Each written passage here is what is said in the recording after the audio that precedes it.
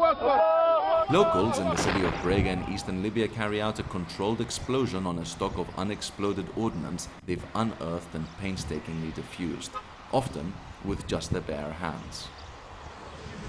Gaddafi stayed here 4 months in Brega and planted thousands of mines, anti-tanks and anti-personnel mines in Brega and around Jdabia and Bishr and Argoub, and also destroyed the whole area by unexploded ammunitions and projectiles.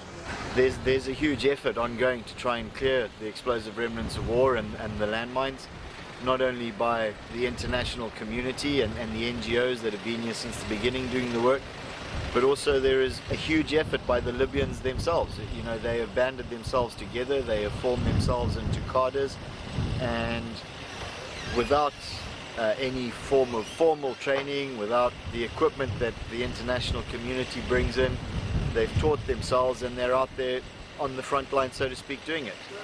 So proud are they of their efforts that they lose no opportunity to show off their demining achievements to visitors. Across Libya, hundreds of thousands of new mines were planted over the course of the conflict last year, prejudicing the livelihoods of its population. Not only is there the international efforts from all the NGOs that are out here, but the Libyans themselves have organized themselves together, they've banded, and they are clearing themselves. I think it just highlights the problem that there is insufficient assets, there is insufficient funding. So far, these deadly seeds have yielded a bitter harvest. Tens of people killed, hundreds more injured or maimed. We started by our very simple capabilities. We need somebody to help us, UN nation or anybody. Are people still dying? Yes, every day.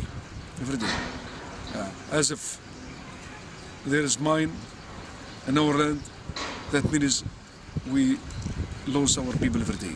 So we have to continue till we clean all this land. This is our land, and we have to die on it or we live in it. The United Nations Mine Action Service has been active in Libya since the revolution's early days in March and coordinated the clearance of an estimated 160,000 explosive remnants of war. One of the most impressive things, not only in relation to demining, but in general, is the way that local people have very quickly started addressing their own needs without waiting very often for any kind of international assistance, and indeed before the interim government has been able to assist them.